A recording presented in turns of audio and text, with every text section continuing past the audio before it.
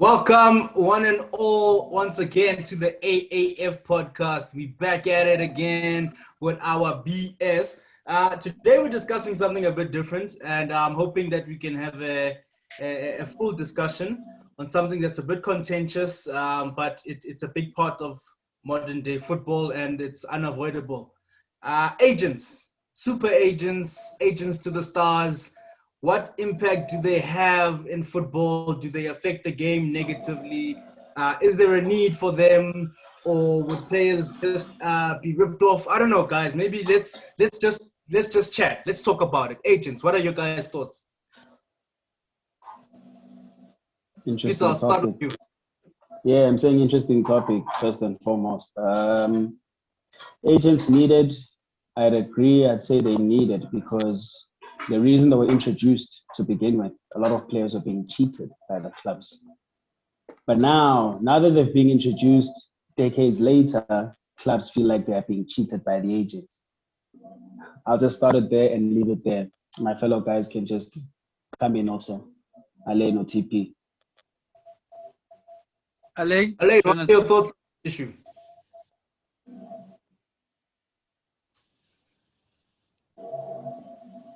All right, let's go with you, TP. Talk to us. Orengadi agent. look, agents are needed, man. You know, they help you focus on what you're getting paid for. You focus on your football, they focus on the business side of things. You know, they'll help you with your sponsorships, your endorsements, they'll help you out with your contract. You just simply focus on football. You know, a lot of guys, yes, if they're happy, they'll sort out the what business things of things themselves. Some people have managers and they have agents. But you know, if you have an agent, they'll sort everything out for you. And I'm for it. But the agent fees, I think they're exploiting these clubs because they know clubs have deep pockets. So you want the best young talent, you gotta pay those racks, man. And they know if I'm the one managing this kid or managing this talent, if I say agent fee, I can get 15 mil. You know, you want this kid. So Yeah, it's all fair that's cool. in football, man. You know, there's no right, there's no wrong. You can't win it all. So this thing, Vele, it's like even in life in general. Let's take an example of selling your house. There's an agent's commission that you need to factor in, and now when we're Yeah, buying shares, the prices are ballooned because we have to factor in that agent's fee. Now let's 100%. there's another alternative, which is not having a formal agent or whatever the case is. And if I'm not mistaken, De Bruyne managed to sort out his new contract without an agent, and he's actually very well paid. How did he get it right? What's the difference in how he did it? Did it not involve a lawyer? All Because right. So I telling know, me that I know. sure, go ahead. Sorry, can you say that again, Lumpy? I was saying Roy Keane at Man United, he was against the whole agent thing, so he would employ a lawyer when it comes to contractual talks. But Lawyer that does goes his without. thing, There's no way you can negotiations. sign a legal document without having a legal Yeah, representation. In terms of the fair negotiation enough. side, De Bruyne was negotiating by himself. Why can't everyone else do it? Fair enough. Maybe The not thing everyone is, is educated. Is that Alain? Len? now the thing is, right? What TP alluded to earlier is that regarding football, not everyone is unfortunately football savvy or contractually savvy. So these are things why you would require an agent. So at least with the brain, he understands the business side of things, so he wouldn't necessarily need an agent. You know what I mean? Because he understands, okay, X, Y, Z. Whereas someone who just wants to play football doesn't understand that, okay, if I sign a contract, it might put me down for 5 years and I'm getting paid nothing. You know, so there Mm. are pros and cons with having an agent, but with the brain, at least I would say he's clearly football savvy to understand the intricacies of these things, you know? So that's just my take on it. Yeah, just a Yeah, quick one, just to add on what Alain is saying. I think he's absolutely right. If I'm not mistaken, I think and someone will correct me if I'm wrong, but I think De Bruyne has a business degree. So, okay, let's eat, So he understands, you know, he understands what business is. He probably understands the language as well, the terms used within contractual talks. So maybe it was easier for him. But some guys, like you're saying, don't have that knowledge. All he knows is soccer. All he's been doing is playing soccer his whole life. So they're gonna need an agent. Sometimes it's even worse because Timer also is not educated, but he just wants to see those M's. So hey, it can be tough. But I think in De Bruyne's case, if I'm not mistaken, he's got a business degree, which could have helped in his circumstances in renewing his contract. So what you're saying, Mawati Tamalaki, I agree with you because in the 90s, a lot of players were managed by family members. It still happens today. I mean, Marko Arnautovic is his brother. Nicolas Anelka was his brother. If I remember, Rabiot, his mom. If correct me if I'm wrong. Yes. You understand? So sometimes they keep it in the family. That way, they avoid being exploited or cheated by an agent. If that makes any sense. Some people even put their wives, bro. Some people even put their wives. I mean, yeah. Look, the cry now that people have, the cry now that people have is that fine, agents were introduced and players are being paid what they're worth, right? Because negotiations are done by somebody who is a professional in it. Now, the cry that we have is the situation of where now agents are trying to exploit the clubs. I mean, they try and sell the players for way more than what they were. Basically, they inflate the prices. And obviously, who walks away the happy man? I mean, they get, if I'm not mistaken, 10% of the sign-on fee. And then when it comes to salaries and endorsements, they get between 3 and 4%. Now, some countries, they cap that percentage. Like, this is off topic in the States. Is it NHL, National Hockey League, agents are not allowed to earn more than 3% of the salaries. And then not more than 4% in the NBA. So basically, the league, in that respect, they're looking after the player's interest. Whereas opposed to, I think they're mostly trying to avoid what happened with Scottie Pippen years ago, if you guys remember. Yeah. Where he was locked into a lousy contract and he was not getting his worth. Here's a follow-up comment that I have. In a situation like Neymar's, where the transfer to Barcelona was groundbreaking, whatever, but now, what is it? 5 years later, when there's investigations done, it turns out that there was some irregularities. There were certain fraudulent aspects to that transfer. Now, do we see that there's a shortfall in not having a professional agent? Because if I understand correctly, Neymar's agent is his timer. Is that not the problem now? It is Could there not have been a proper process or whatever? Because I think Shiga, the way it was done, and when it's not a professional agent, then there's the risk of Shiga. I don't know if I'm making sense. 100%. Hence why I was saying that it becomes a problem if your agent is your agent via an emotional connection. It's my mom, it's my father. He has my best interest. She has my best interest. But they do not have the knowledge or don't at least want to equip themselves with other people that have the knowledge. I mean, you can have a team. There's nothing wrong with, yes, your parent being the main person, but you can hire, people with knowledge and just make sure they manage you properly. So it becomes a big problem when the person is not knowledgeable, but because it's your brother, it's your mom, it's your father, you think, hey, they have my best interest, but they also have their own interests. And if there's no education matched with their interest, it can cow out you, There's a lot of instances where Alain's boy there by Leverkusen, I think I mentioned one time that when we were looking into him, what's his name? Leon Bailey. When Chelsea was looking into him, like proper, we really wanted to sign him. Leon was telling us 80 mil, 50 mil, but nonetheless, his father's his agent, and he told us straight up as Chelsea that if you want him, you have to sign, I think his cousin, to which is fine. We've done it with the Hazard brothers, which isn't a problem. But he also wanted us to buy sort of his academy in Jamaica. He owns an academy that side, and those kids would be coming into Chelsea. So we'd fund, in a way, his academy, and he'd market that, hey, I work with Chelsea, so if you're good, you filter through to that system. And he just wanted a lot of control over certain things that had nothing to do with Leon. You know what I mean? Now you want to be part of our club, not actually manage your son.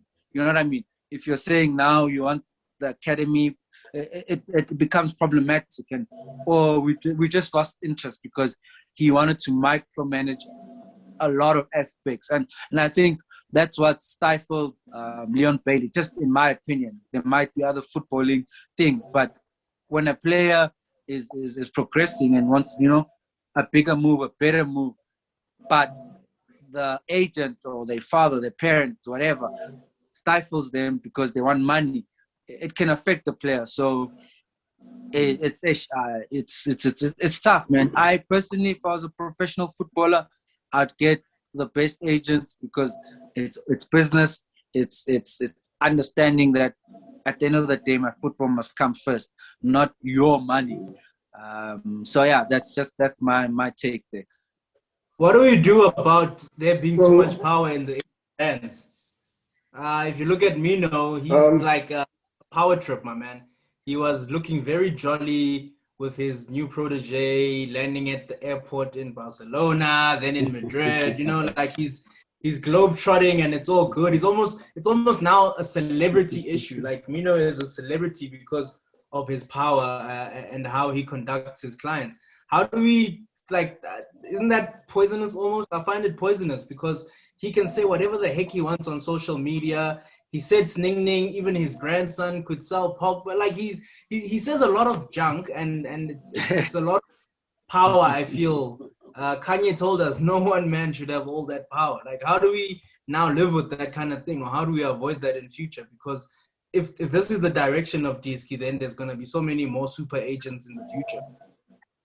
Look, it's a very easy thing to look at. It's in line with what TPO is alluding to also once more. If you have an agent, you should have a manager. Those should be two separate entities. The agent is dealing with strictly business aspects, be it your proposals, your endorsements, your future transfers, your agent fees, your salary increase. That's what your agent should be there to do. That should be their core focus. Whereas your manager is managing your everyday life. And now, when you have all of these intertwined into one thing, being an agent, i.e., Mino Raiola, it becomes a super agent, which becomes a bigger issue now because now if Pogba is not playing, for argument's sake, enough, or Pogba has dietary issues, that's a manager's job. But then Mino will now go and tweet something along the lines of, oh, Pogba doesn't like it in Manchester because he doesn't like the food, or X, Y, Z. So that creates an unstable environment, therefore giving the super agent unnecessary power, you know what I mean? So there needs to be a clear line of distinction between a manager, the person who's managing your everyday life and so forth, and your agent. You know what I mean? The agent is strictly business, your manager is your personal life. And the moment we start to accept that, that makes it a whole lot easier, opposed to having one super agent. Because personally, for me, Mino is the pit. I dislike that guy for everything he stands for. I mean, he's a good agent, I'll give him that, but no, he needs to go. Yeah. TP, didn't Mino ruin us trying to get Donnarumma, or do I remember incorrectly? I like that kid, man. And if Mino's the problem, he's the problem. Look, he ruined us trying to get Lukaku. That's where the relationship got strained. Before we signed Morata, we sent the proposal to Mino to say, this is what we want. This is the contract we want to give Lukaku. And he literally ghosted us. Said nothing. Asha bomb. Next thing we see that he signed with United. So as a club, at that level, that's disrespectful. You tell us straight, listen, we've got another offer. Can you match this offer? Can you match it? Can you better it? You put your cards on the table. All he did was just ignore Chelsea and the hierarchy. And yeah, we just saw in the news, Lukaku stands with Man U, and we're like, okay, wow, if this is how he conducts himself, we want nothing to do with him or his players. So unfortunately now, because he's got a lot of young talent, your Highlands are 20, your Donnarumma's is actually like 22 or something. He's young. Gravenberch is also 18. He's got a lot of talent that as a club we're also looking into. We're trying to sort of mend that relationship and see if it's palatable for us. This agent But thing, does TP, it now expand the role of a technical director or director of football or whatnot? Because now you don't only just have to look at the vision of the club and what you want to implement in the style based on the personnel you want to recruit, but now you have to be a relationship manager as a technical director, because you have to deal with the likes of Mino. Spot on. Spot on. Yeah, I mean, Because, it's what. No, go on. It's like what TP is saying is that with Mino, right? If you think about it from the long term, Mino's thinking, I've got Paul Pogba already at United. I might as well take my other client to United so that I can get more fees there, because I've got two clients there, which generally means that if I can guarantee success, my agent fees will go up once more. So in essence, Mino is playing a very good game, which is in line with your question in terms of the whole technical director aspect. Because as an agent, you wouldn't want to send your player to a team that's not going to try to achieve anything, that's not going to try challenge for any titles. Whereas with him, he sees, okay, fine. That's why he goes to Chelsea. I think that's why he did it, because, okay, fine, Chelsea wasn't really in a good position to have him at that given moment. Whereas United have Pogba, who's there to challenge for titles. They have Zlatan, who's there, who's proven himself all over the world. So it's a smart move by Mino. I'll give him that. But my beef is one with that, man. I don't like Mino's tactics, because he doesn't need to do that. Look at Sabo Mendes. He's dirty, Mendes on the list. He's in the top 3 of top agents in all sports, all sporting codes. He's in the top 3. But do you see him vocal? Do you see him criticizing coaches? Do you see him talking about, even my grandson could self-help? I'm just saying, to what TP said. He doesn't need to do that, but because I think he wants to be different in a sense of, let me get in the limelight by being that agent of Vocal, by being that agent to say, I want Atalanta to be the first player to earn £1 million a week. I mean, what the hell is that? What's football turning into, Mabuja? Because now the clubs are crying then. And then now clubs want to boycott, but we're not going to touch you if you're still managed by this person, because this person wants to take us for a ride. So what do the clubs do then? What should the clubs do? This is why in countries like this, the States, they cap agent fees to avoid such. Do you think that's the way forward? And I'm asking this to everybody. Do you think that should be the way forward, just to keep the respect and, the competition going? The thing with the US is that there's a lot of things that they put in place to restrict the salary caps. The commissioner can have a say in terms of transfers. There isn't really that sort of thing in football. You don't find fair enough. Sorry to cut you off. Fair enough. But Germany, I think there's salary caps in that country. End of the day, everybody's satisfied, both agents, both players. Okay, that's fine. But what I'm saying is they also, in football, there isn't that thing where FIFA or the Bundesliga will step in and say, no, Bayern, you cannot transfer Lewandowski from Dortmund, whereas they have that kind of system in the NFL and in the NBA and all of that thing. So trying to implement that across the board, we'd have to go from the top down in terms of, if we're going to cap the agents' fees, then we're going to have to then introduce salary caps across the board, not just in the Bundesliga or whatever the case. I think it would be interesting. I think it would be nice as well, because player power is also becoming a problem in terms of fees. Now guys are being disgruntled. There was a guy, Ozil was earning, $350 was it? Whilst not playing a lick of football, And it's disheartening to the other players in the team to think, Nakeda, game a week in, week out. I'm young or whatever, but I'm putting in my shift and I'm still earning sub 100. And this guy is sitting in not even the reserves and he's getting that kind of coin. So Yeah, man. So maybe it would be best if there was an agent cap, but then that's going to trickle down into salary caps, which I think would also be Mm, nice. mm. Hey, look, quick 2 cents about what you're saying. Think about La Liga. How much La Liga suffers if Messi's gone. So what I'm trying to say is even the FA or the German league, when a player of amazing stature is in that league, they'll whatever he's earning is fine because he brings more viewership. Yeah, but he makes sense. He makes sense, Mm. and I think to an extent you have to consider the marketability, if it were, of the player. But if we're gonna cap everything, we need to cap it across the board. No, I agree. I'm agreeing. I'm agreeing for simple reasons of what's happening to the football if it's gonna be just about money. Whereas you remember how competitive it was back then. I'm not saying it's not today, but now it's gonna be about I can play 2 seasons and not play ever again. I've made my 30 mil in that 2 seasons. I'm good. Do you know Look what I at mean? Bale. Look at Bale. Bale doesn't care. Bale doesn't Look care at that, about yeah. football anymore. I mean, he's saying straight Yeah. up that he's got a year left at Madrid. Whether he probably Charles bench, he doesn't care. He's going to be earning his 400K a week. He's fine. Mm. He's Same 32, as, 33. it's the same as Yeah. what Ozil was doing at Arsenal, what Nombi said. Yeah. He was happy sitting on the stands because he was with that fat salary. Now, do you think he was going to be happy if he was earning 50K a week sitting on the bench? Fat But chance.